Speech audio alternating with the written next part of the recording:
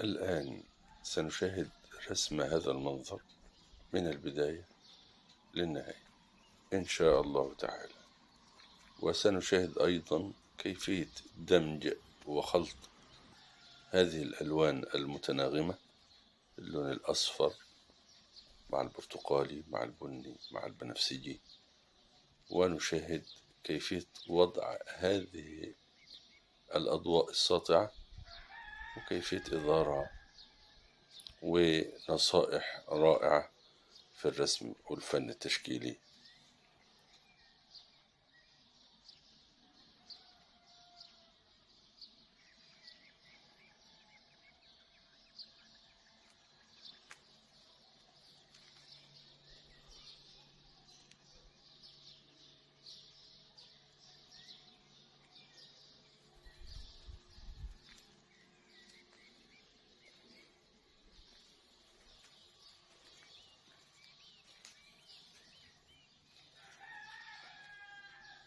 بسم الله الرحمن الرحيم. سلام الله عليكم ورحمته وبركاته. دعواتي للجميع بالسعادة والنجاح في الدنيا والآخرة، اللهم أمين يا رب العالمين.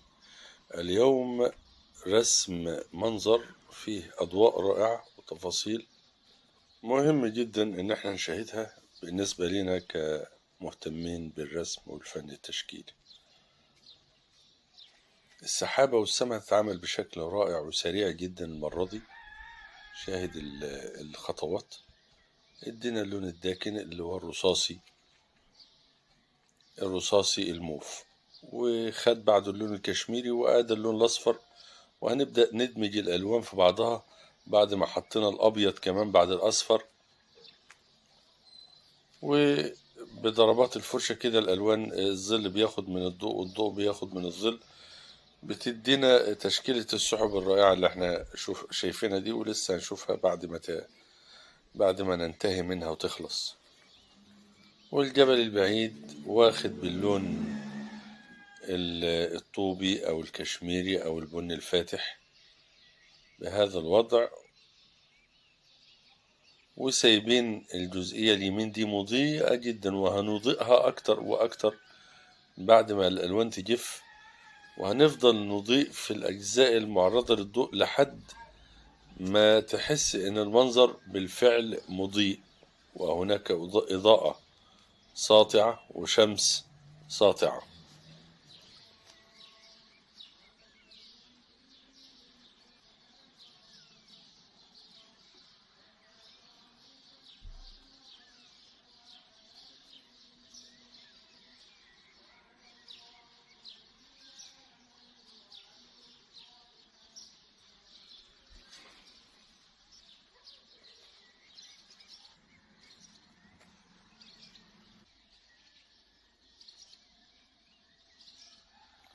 شاهد التدريج اللوني، اللون الرصاصي البنفسجي واللون البني الفاتح، وتدريج لوني من الشمال لليمين واضح، وأيضا نفس الكلام في مساحة المية، تدريج لوني البنفسجي أو الرصاصي البنفسجي مع الكشميري مع الأصفر. أما في القريب هنا بنضع اللون التركوازي الجميل، ولسه هنضع فيه دمج للألوان، وهنضع فيه ظل في أصل الجبل قبل وضع رغوة الأمواج المتلاطمة في الجبال دي والصخور دي. وبالمرة والفرشة فيها اللون الغامق التركوازي الغامق، ادينا جسور ظل للأمواج اللي هندي عليها باللون الأبيض بالإضاءة، فهتبدو رائعة بعد الانتهاء إن شاء الله.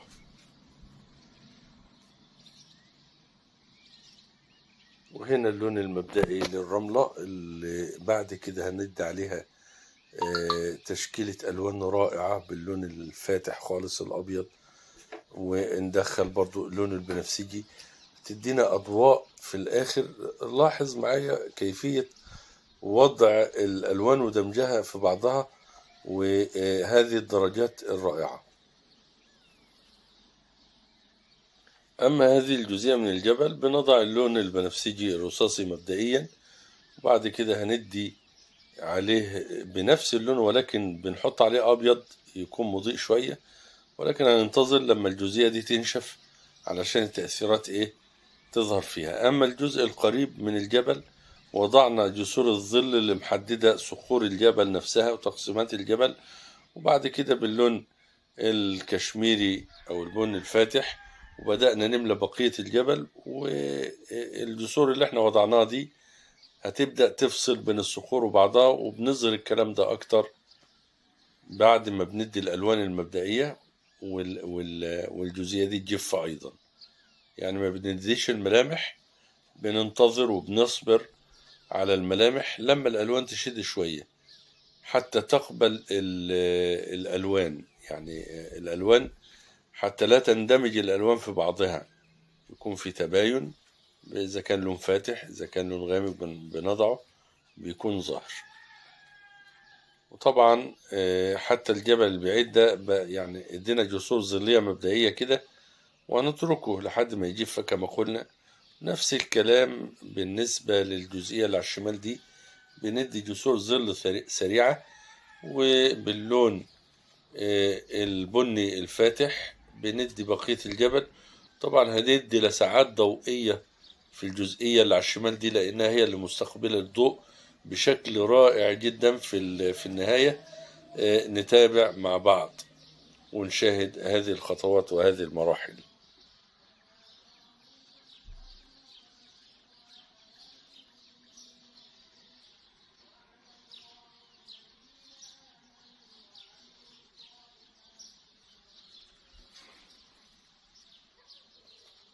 ودي فواصل بين قطع الجبل وبعضها. وعلى فكرة الأجزاء اللي باللون الأبيض دي اللي احنا سايبينها لسه باللون الأبيض دي هتكون مساحات نباتية، هيكون فيها نباتات وزروع أيضا هتتعامل بشكل رائع جدا إن شاء الله.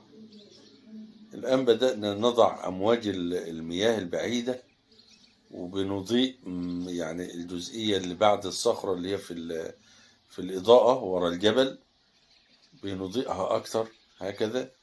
وآدي الإضاءة هنا، وبدأنا نملى المساحات الخضرية.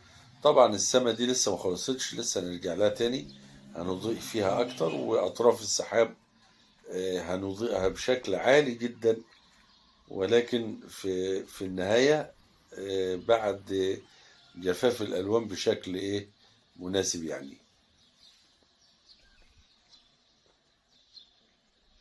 والآن بدأنا بلون أفتح شوية من لون الجبل، ونضرب الأجزاء اللي هي البارزة مضيئة شوية، وبنترك الفواصل غامجة نسبيا. هنغمجها برضو بشكل يعني أقوى من كده بشوية. ولكن طبعا الجبال البعيدة دي ما ينفعش ندي الظل بشكل عالي زيادة عن اللزوم، ولكن ظل مناسب لهذا البعد. حتى الظل بيكون ألوانه باهتة.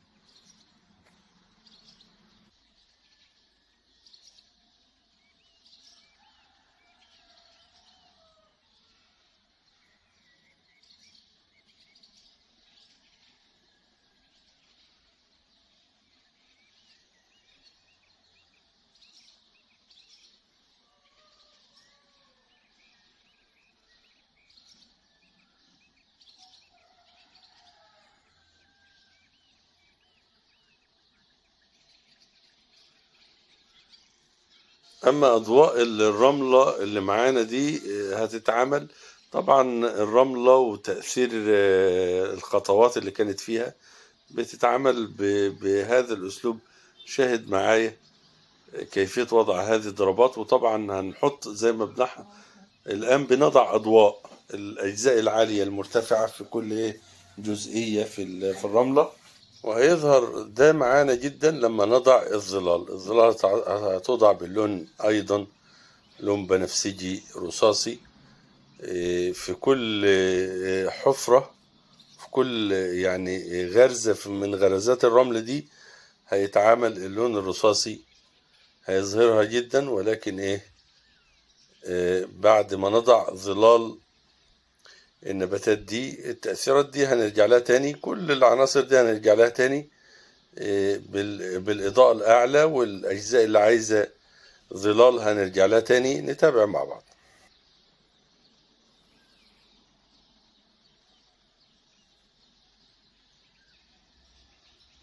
ولاحظ ان احنا وضعنا اللون الزيتي بالنسبة للأجزاء النباتية.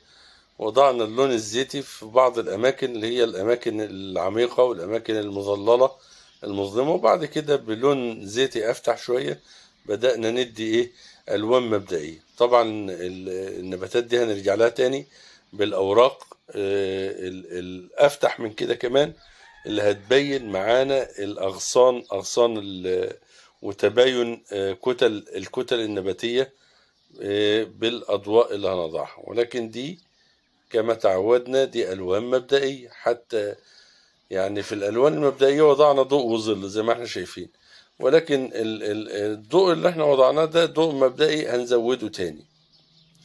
والآن رجعنا للرملة، بدأنا نضع الأماكن العميقة مكان الخطوات هكذا والمنخفضات الرملية، وبنضع اللون وبنبدأ نفرده ونعمله تدريجة بهذا الشكل.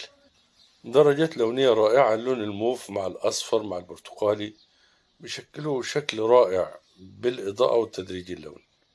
والآن بنضع ظلال للنباتات، والظلال باللون الموف اللي هو البنفسجي هكذا، يعني خلف كل جزئية مرتفعة سواء كان صخور أو نباتات بنضع الظل. وتلاحظ الظل البعيد فاتح شوية، أما الظل القريب ألوانه داكنة نسبيا، لأن كل ما ابتعدت الأشياء كل ما كانت ألوانها أبهت. وده بيديك مصداقية الآخر وواقعية لشغلك. وضعنا الظلال هكذا، وبنضع برضو أضواء في المرتفعات. في كل جزئية مرتفعة في الرملة بنديلها لسعة ضوئية سريعة كده. وطبعا لسه زي ما قلنا هندي إضاءات على كل العناصر.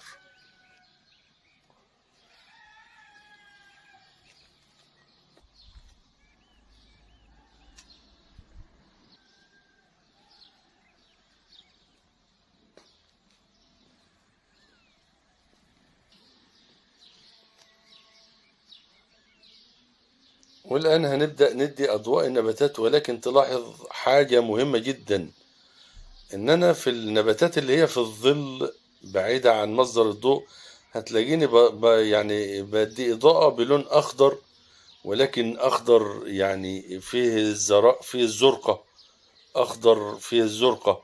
أما الأخضر اللي هو قريب من الإضاءة هتلاقيني بنزود الأصفر فيه والأحمر، يعني الأصفر والأحمر البرتقالية لون أخضر زيتي، يعني بنزود الأصفر وقليل من الأحمر جدا مضيء، والدرجات باينة معانا. ولكن كل ما اتجهنا ناحية الظل كل ما كان اللون الأخضر يقل فيه الأصفر وبيقل فيه الأحمر. وهنا قد يقول بعض الفنانين هو اللون الأخضر فيه أحمر. طبعا فيه أحمر. اللون الأخضر علشان نحوله ليم الزيتي لازم نحط عليه أحمر.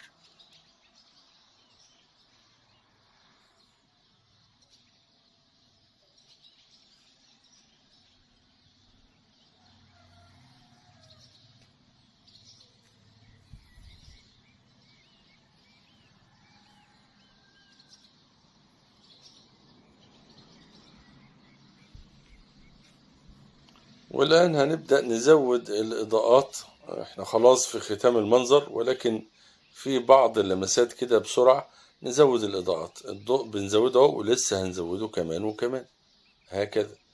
الأماكن اللي هي متجهة أو مستقبلة الضوء أو في وش الضوء بتاخد إضاءة عالية زي ما احنا شايفين. وسبحان الله، حتى المية نفسها في الأفق هناك هنزود إضاءتها، وحتى السماء نفسها هنزود إضاءتها شوية. والسحب دي هندي أطرافها بشكل مضيء جدا زي ما ادينا الصخور اللي احنا شايفينها دي. تلاحظ ان كل ما يعني ما اقتربنا من الإضاءة، كل ما زودنا الإضاءة في كل العناصر علشان تديك الإضاءة دي. وحتى الأرض نفسها والرملة هنزودها برضو في الأماكن القريبة من الضوء، هنزودها إضاءة. ده اللي هنشوفه مع بعض، تابعوا معايا ولاحظوا.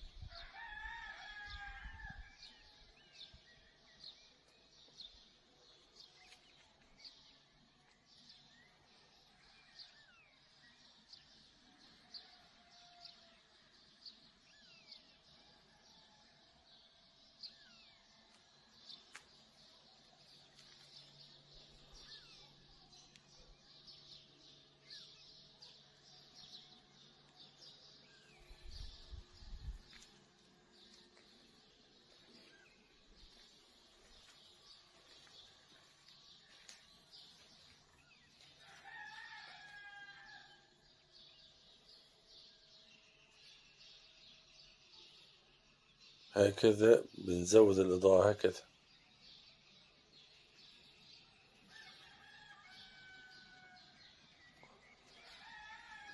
وهنا أيضا كما اتفقنا.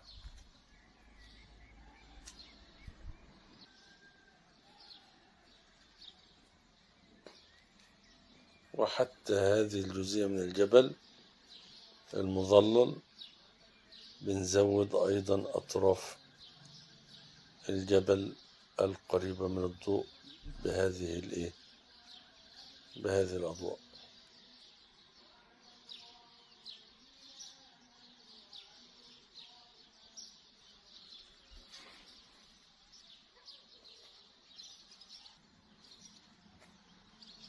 والآن وصلنا لنهاية الرحلة النهاردة. يا رب نكون استمتعنا واستفدنا. وفي الختام ما تنسوش الإعجاب دعما لنا كي نستمر وينتشر الخير على أيديكم. وشكرا للقلوب الطيبة المتفاعلة الداعمة الناشرة للخير. وفي الختام أيضا أدعو الله للجميع بالسعادة والنجاح في الدنيا والآخرة، وعلى أمل لقاء بكم ومنظر جديد وأجواء جديدة وملامح جديدة ومعلومات جديدة في عالم الفن وفي عالم الرسم والفن التشكيلي. لكم مني أطيب المنى وأسمى الدعوات، والسلام عليكم ورحمة الله تعالى وبركاته.